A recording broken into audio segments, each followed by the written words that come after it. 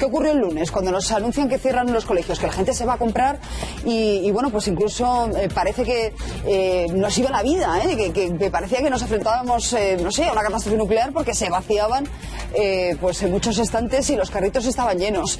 Le hemos pedido consejo a Sergio García, él es psicólogo, clínico experto en intervención social.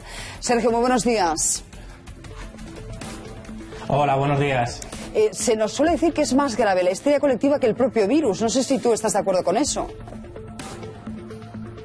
Ahora tenemos que pensar que más que un problema con el virus, ya que la letalidad es un poquito superior a la de la gripe, tenemos que pensar que el problema es el miedo y el miedo colectivo que tenemos todos.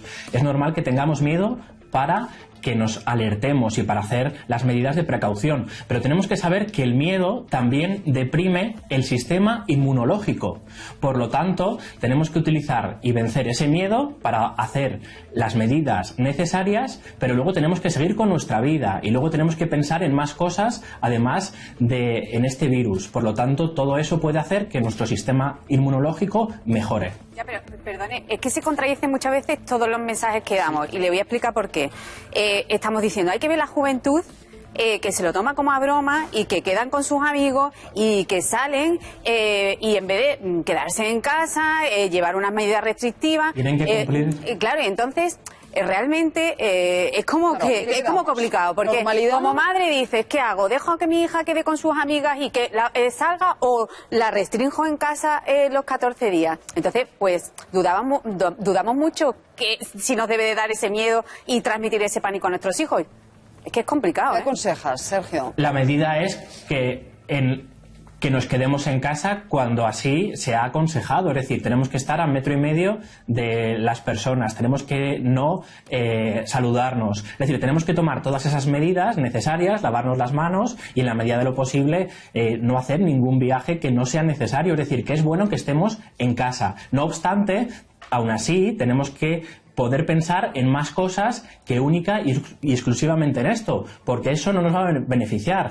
Tengo pacientes que he atendido en el día de hoy que no han dormido y no manifiestan ningún síntoma del virus. Sin embargo, es toda esa información que ellos tienen y cómo la están gestionando que también les está afectando. Por lo tanto, tenemos que estar alerta, sí. Claro. Tenemos que estar con miedo, sí, pero tenemos que poner un poco de gestión y de criterio frente a todo eso que estamos atendiendo. No solo es el miedo al coronavirus, al contagio, a contagiar a nuestros mayores, es qué pasa con mi negocio, qué pasa con mi agencia, qué pasa ahora mismo con mi pyme, es decir, que con mi lugar de trabajo. Sí, no, y mi pregunta sería, si el miedo deprime nuestro sistema inmunológico, ¿estaríamos en situación de empezar a tomar ansiolíticos las personas que, claro, que estén más temerosas de contraer el virus o de arruinarse o que tenga una obsesión por no rozarse con el resto de la gente?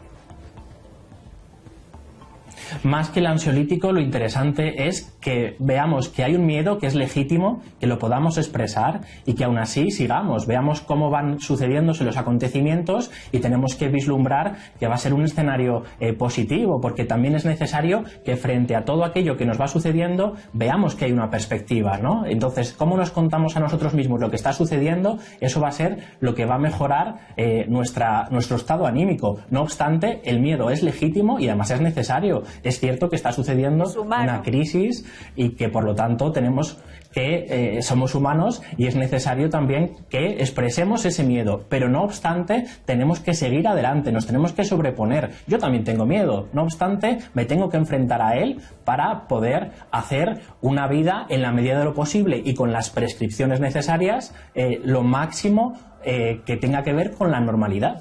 Sergio, te quiero dar las gracias por atendernos.